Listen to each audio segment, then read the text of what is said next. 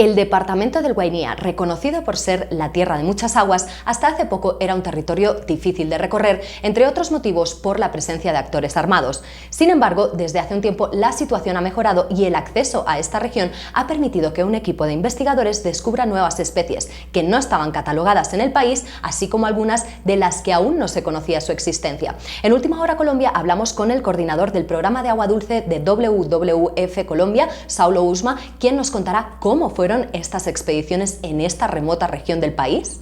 Bueno, estas expediciones responden a un intento de la gobernación del Guainía de visualizar la riqueza de paisajes, de aguas, de culturas, pero también, lógicamente, la diversidad biológica manifestada en las plantas y animales que tiene el departamento. Aquí no estudiamos otros reinos como el reino de los hongos, ¿cierto? Ni ningún otro reino, digamos, microscópico. Lo que, lo que hicimos entonces fue tomar toda la información que se conocía hasta el momento. Recientemente habíamos publicado un libro que era el plan de manejo del sitio Ramsar de la estrella fluvial Iniria. Es una estrella fluvial porque, como su nombre lo dice, allí coinciden cuatro ríos para formar un quinto, que es el gran río Orinoco, como se le conoce de ahí en adelante. Esos ríos son el río Guaviare, Iniria, Atabapo y Ventuari. Y en lo que nosotros hemos llamado como la cuna de nacimiento del Gran Río Orinoco, desde el lado colombiano hay una figura de conservación y uso sostenible tiene reconocimiento internacional a través de una figura Ramsar. Entonces ya teníamos la información de cuáles son las plantas, cuáles son los animales, cuáles son los pueblos indígenas que allá habitan, cuáles son las comunidades campesinas, sus orígenes, sus tradiciones, usos y costumbres. Pero nos faltaban dos zonas del departamento que eran difíciles de conocer en el pasado por los problemas de orden público, digamos, que tenía Colombia para esa región, pero también por el acceso. Es un acceso que es bastante difícil y bastante costoso. Entonces empezamos el año pasado, en marzo, y organizamos una expedición al río Guaviare. Estábamos terminando pandemia, así que tuvimos que tener o maximizar muchos cuidados en términos de no ir a contaminar con COVID pues a las comunidades y pues mucho menos a los participantes, a los investigadores que fueron y nos acompañaron. Había gente de las comunidades locales que también nos acompañaron como co-investigadores y la idea entonces fue que aquí entramos en el río Guaviare, lo hicimos entre los municipios de Barrancominas e Inírida y para muchos de nosotros que somos biólogos era área desconocida en Colombia, ¿sí? Es increíble, pero hay que decirlo que a veces el mundo nos ve como que no se puede entrar a Colombia, ¿no? Tú que eres extranjera lo sabes, que hay sitios de Colombia a los que no puedes entrar. Lo increíble es que tú te das cuenta después de que incluso para muchos colombianos hay sitios que no podías entrar. Las condiciones han cambiado y entonces pudimos hacer esta expedición, lo cual de entrada empezó a llenar una cantidad de vacíos de información que teníamos. Y la segunda expedición era aún más retadora, era ir a la zona del río Guainía. Esta zona del país hace trifrontera con Venezuela y con Brasil. Es una zona que históricamente fue muy defendida por los imperios español y portugués. Ahí en San Felipe, que es un corregimiento sobre el río Guainía, hay todavía las ruinas de lo que era un fuerte español, cuidando la frontera del imperio portugués. Allí estuvo, por ahí pasó Humboldt, eh, y creo que cerca de allí fue detenido, ¿no? Por el imperio portugués y fue acusado de espía, ¿no? El imperio español. Para que te des una idea. ¿Por qué se tomaba tanto trabajo en estas zonas? Es algo que resalta la importancia de la región. Es porque en este río es la única eh, punto de contacto entre las dos grandes cuencas, entre las cuencas del río Orinoco y la cuenca del río Amazonas. Y el puente acuático lo hace un río que se llama Cassiquiare o que le decimos Caño Cassiquiare, que une el Alto Ventuari, perdón, el Alto Orinoco Ventuari en Venezuela, lo une con el río Guainía, que cuando se une Cassiquiare y Guainía forman el Gran Río Negro, o sea, el nombre cambia a Río Negro. Este Río Negro te va a llevar a Brasil, a Manaos, Y desde Manaos, si subes aguas arriba, vas a llegar a Iquitos o más, Ecuador, o si bajas, vas a llegar al Océano Atlántico. Entonces, mira la importancia que tiene esta vía fluvial, ¿no? Casi para recorrer, yo creo que más de tres cuartos del continente americano con este puente de agua. A pesar de toda esa importancia geopolítica, geoestratégica que tiene, no habíamos podido hacer un reconocimiento de su valor cultural y de la parte, digamos, de plantas y animales, y pudimos hacerlas entonces en octubre. Así que para todos era espectacular estar en esos sitios. Esos sitios habían sido recorridos, como ya te dije, por naturalistas como Humboldt, como Alfred Russel Wallace, que junto con Darwin fueron los dos naturalistas, digamos, ingleses que desarrollaron la teoría del origen de las especies. Mucho creo que es tomado de la observación que tuvieron, digamos, en las zonas en que ellos trabajaron. Eso es un poco el reto que nosotros asumimos, coger toda la información que ya tenemos de estrella fluvial y Niria, complementarla con las dos nuevas expediciones y lógicamente todo lo que había en lo que son colecciones científicas, tanto de plantas como de animales, era tomar esa información, integrarla, compilarla y analizarla. Y esto es lo que se recoge en este libro de diversidad biológica y cultural del departamento de Guainía. En estas expediciones, Saulo, como bien dices, se registraron 362 especies de plantas nuevas, así como 9 de peces, 8 de abejas, 5 de libélulas, una de aves y otra de mamíferos.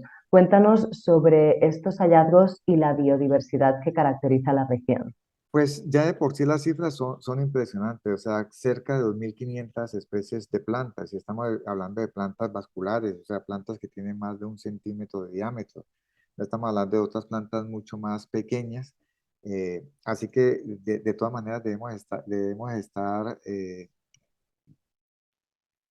estar dando las cantidades precisas, pero bueno, ya te da una idea con ese número de plantas. El hecho de tener casi 2.500 especies de planta y que 360 de ellas sean nuevos registros para el país, es decir, plantas que no conocíamos en Colombia, ya nos dice un poco la magnitud, la importancia de la expedición. Igualmente, esta expedición no solamente muestra animales vertebrados, que es lo que generalmente se trata de hacer, sino que también abordamos el reto de comenzar a estudiar los animales más numerosos, más abundantes y más diversos del mundo, que son los insectos. No podíamos cogerlos a todos, entonces cogimos algunos que tienen una gran importancia o un potencial interés desde el punto de vista de turismo de naturaleza, como son las mariposas. Y allí en un primer estudio, pues estamos registrando 160 especies de mariposas. Esto es muy importante porque unido a las aves, en las cuales registramos 418 especies, digamos, son de los dos grupos animales que más observadores tienen, que más atraen y que más economía, digamos, mueve en las zonas donde se desarrolla esta actividad que es sostenible, ¿no? Tuvimos 600, perdón, la cifra eran 617 especies de aves, son 418 especies de peces. Esta cifra es impresionante. Si tenemos en cuenta que toda la cuenca Orinoco tiene como 1.100 especies, 400 y algo es como casi el 40% en un solo departamento. Hay 198 especies de mamíferos y como ya señalaste, una nueva especie de marsupial, una marmosa, esta aparece en el libro, digamos, encabezando el capítulo de mamíferos. Solo se conocía para la Amazonía de Ecuador y Perú, y aquí se logra extender un poco su distribución mucho más hacia el norte, ¿no? No había en colecciones científicas este espécimen. Igual pasó con una especie de cucarachero, que es un ave de estas aves que caminan en el bosque, que tienen cantos bastante bellos, fue también registrada como nueva especie para el país. Y unido a toda esta cantidad de riqueza de especies, le decimos riqueza al número de especies, vienen no solamente los nuevos registros geográficos, donde se amplía la distribución de las que ya conocemos, sino las que no conocemos. En este momento se está haciendo la descripción de 9 especies de plantas, o sea, nuevas para la ciencia, no se habían descrito antes. Hay un nuevo género que es aún mucho más difícil, ¿no? Eh, y como eso, digamos, lo mismo está pasando seguramente en insectos y está pasando con peces. Así que por donde se mire, ha sido un éxito y creo que es un llamado también. Y ya se ha hablado de esto en los lanzamientos que se han hecho en Cali y en Bogotá en este mes, en el mes pasado de septiembre, de que es un llamado a seguir haciendo este tipo de estudios, a seguir haciendo un reconocimiento de todo ese patrimonio cultural y ambiental que tenemos los colombianos, porque lo que no se conoce no se valora y lo que no se valora pues no se va a conservar. Justamente, como nos decías en esos lanzamientos, todos los análisis de la información que recabasteis en esas dos expediciones están registrados en un libro que es Diversidad Biológica y Cultural del Departamento de Guainía. Háblanos de qué es lo que podemos encontrar en ese libro y cómo se hizo ese registro, esa narración de los hallazgos. El libro trata de hacer una compilación lo más completa posible del departamento en términos, como su nombre lo dice, de cuál es toda esa riqueza que tenemos en pueblos indígenas, ¿no? ¿Dónde están y cuáles son y dónde habitan, ¿no? Esos pueblos. También tiene, pues lógicamente, todos los apartados o un capítulo para cada uno de los grupos de plantas y animales. Ya dije que de insectos abordamos las especies de mariposas, pero también trabajamos con dos grupos que son bastante indicadores de buena salud de los ecosistemas. Uno de ellos son los cucarrones o los coleópteros estercoleros. Estos son los que se alimentan de excrementos de animales y por supuesto pues tienen todo un rol en la naturaleza que es limpiar nuestra selva, nuestros bosques, digamos, de estos materiales que para ellos son alimento, ¿no? Y hay otras que son las abejas eulocinas. La palabra parece complicada, pero son las abejas que polinizan orquídeas. Las orquídeas pues son elementos de la flora del país que son una flor nacional es de este grupo. Se desarrollan, digamos, en el dosel el dosel es como el techo de la selva, y hasta esos puntos, digamos, los agentes que la polinizan, que garantizan su reproducción, son estas abejas. Son abejas como siempre las ves, pero a diferencia de estas que tienen cuerpos velludos, amarillos y negros, estas no son colores metálicos, verdes, naranjas, azules, son bien bonitas y de hecho hay un buen material fotográfico que acompaña, digamos, este capítulo. También nos preocupamos, digamos, de las formas larvales de los insectos que se desarrollan en el agua, lo que nosotros le decimos macroinvertebrados acuáticos. Estas son muy importantes porque son el inicio de las cadenas alimentarias que allí se desarrollan. Es decir, estas sardinitas, todos estos pescaditos pequeños generalmente se alimentan, son de esos macroinvertebrados, de esas etapas larvales de los insectos. Y ahí empieza, digamos, la cadena de un pez más, quién se come a quién, ¿no? Hasta llegar a los grandes peces de casi 2, 3 metros que se dan, digamos, en estos grandes ríos. Eh, Esos cuatro grupos, digamos, de insectos, digamos, están bien recogidos allí.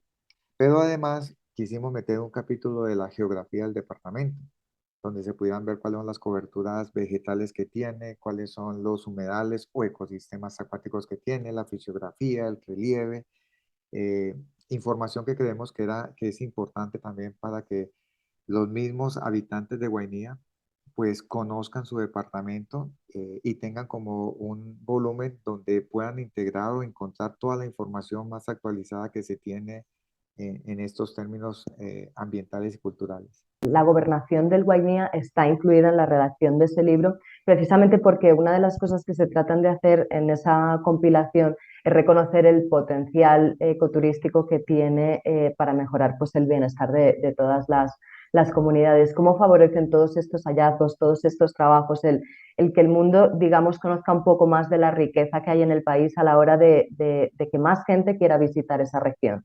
Esa es una apuesta que el gobernador, Juan Carlos Giral, tiene en su programa de gobierno, que es potencializar el departamento como un centro de turismo de naturaleza.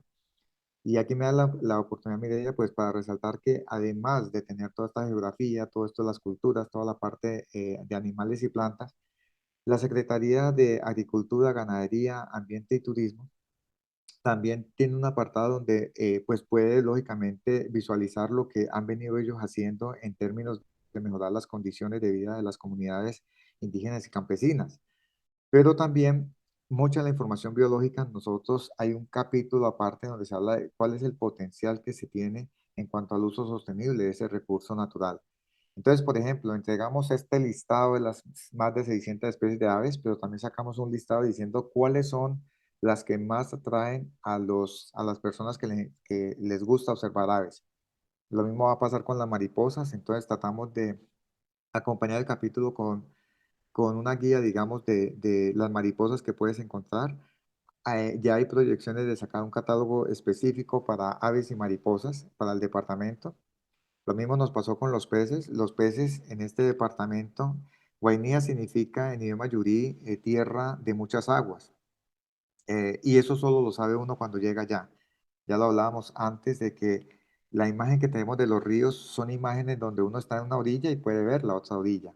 Pero allá estamos en ríos donde es muy difícil alcanzar a ver la otra orilla, ¿no? Donde encuentras ríos de aguas que desde el punto de vista ideológico clasificamos como aguas negras y blancas, ¿no?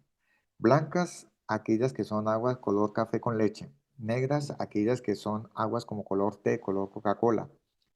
Esas aguas tienen distinta naturaleza, distintos tipos de nutrientes y esa diferencia en esa composición química que tienen y en los materiales que llevan disueltos hacen que la composición de vida que tienen tanto de plantas como animales sea distinta.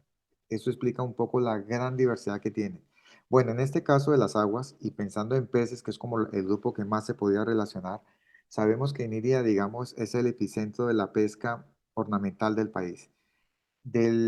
Cada 10 especies que exportamos a Europa, 7 de estas especies vienen del departamento y especialmente de Iniria, lo cual genera pues una serie de dividendos económicos. Aquí también se da mucha pesca de consumo, o sea, los peces que brindan proteína a muchas de las comunidades y que pues lógicamente los excedentes son vendidos en el mercado local. Y hay una actividad que es la pesca deportiva, y aquí me quiero detener un poquito porque la Corte, al parecer, va a prohibir la pesca deportiva en Colombia y es clave que, se está pidiendo que por favor escuche a las comunidades locales, que escuche el gran impacto que va a tener sobre estas comunidades porque es una de las pocas actividades productivas que son sostenibles y que les permiten mejorar el bienestar que tienen las comunidades porque incrementa los ingresos económicos. Ya hay comunidades que están invirtiendo en infraestructura para recibir a sus pescadores deportivos que cumplen ciertos protocolos que fija la pesca o esta actividad, ¿no? Esta actividad recreativa. Así que esto puede causar un gran impacto si no se tiene en cuenta que aquí en esta zona hay pocas fuentes de empleo y de ingreso económico. Y si le empezamos a cerrar esas puertas, pues lógicamente los estamos casi que empujando a que empiecen a hacer otro tipo de actividades que no son tan sostenibles para el patrimonio ambiental de los colombianos, como pueden ser la deforestación, la minería o ser mano útil para otro tipo de actividades ilegales. Ya con esta, Saulo, cerraríamos. ¿Cómo son las dinámicas para trabajar en un equipo que entiendo multidisciplinar? Porque pues no solamente investigáis una rama, no os vais solamente por las plantas, solamente por los peces, sino que tenéis varios frentes abiertos. Háblanos de las dinámicas de trabajo en equipo en este caso. Pues WWF tiene un lema que habla de que juntos es posible, que creo que es un lema que podemos aplicar a cualquiera de nuestras profesiones y cualquiera de nuestras organizaciones. Solo no podemos. Entonces, pues WWF, parte de su espíritu de trabajo es hacerlo con otros, siempre en sociedad, con aliados estratégicos. Esta no fue la excepción, entonces teníamos además del personal de WWF, teníamos el apoyo primero de la gobernación, que nos permitía, digamos, la parte política de poder llegar a estas regiones. Y pues lógicamente la parte financiera que también se requiere porque estas son expediciones que tienen un costo económico. Lo otro es el apoyo que da la máxima autoridad ambiental, que es la corporación. Si se va a hacer muestreo y colecta de animales o de plantas, pues lógicamente hay que contar con los permisos científicos y hay que garantizar que esas muestras van a cumplir su papel y van a llegar a colecciones científicas. Y nada de esto es posible si no tenemos un equipo de profesionales que están en universidades y en otras ONGs que de manera desinteresada y con todo el altruismo, digamos, han puesto al servicio todo su talento, ¿no? Hemos tenido también personas que nos ayudan en la logística. Llegar a estas zonas es bastante difícil. Tener gente encerrada en un barco tantos días, porque era más o menos un promedio de 12 días por cada una de las expediciones, es también bastante complicado. Pero personas como, y aquí tengo que hacer referencia como Marcela Franco, estuvo como muy al frente de esa parte de la organización logística, ¿no? De que no nos falte comida, que los sitios donde fuéramos a acampar fueran los adecuados, las personas que necesitan salir, pues no se mezclen, sino que mira, este grupo va para el bosque, estos van a hacer observaciones en ambientes acuáticos. Son cosas como de bastante cuidado y tuvimos la fortuna de contar con profesionales, digamos, con esa calidad. Todo marchando como con un reloj y pues a todo esto también hay que poner la suerte, ¿no? La suerte de poder contar con ese tipo de personalidades que unen un alto profesionalismo con una alta calidad humana y una gran espíritu de colaboración, porque en este tipo de situaciones hay que estar muy motivados, ¿no? Hay que tratar de que el estrés que genera estar en contacto se vuelva al contrario una oportunidad para intercambiar conocimientos, para aprender, para conocer, para sentirse como parte de una labor. Yo creo que ese fue el éxito que tuvimos en esas dos expediciones y luego cuando nos llegó un imprevisto que no contábamos, que es muy triste aquí y por el cual nosotros dedicamos el libro, el fallecimiento de Daidon Cárdenas, que es el creador del herbario amazónico, que es la persona, digamos, que lidera toda la parte botánica, porque si teníamos como 10 biólogos encargados de animales, imagínate, esto eran apenas como dos o tres botánicos encargados del otro gran mundo que son las plantas, un balance, un desbalance, pero la calidad de Dairon era suficiente como para que se viera, ¿no? Ese equilibrio.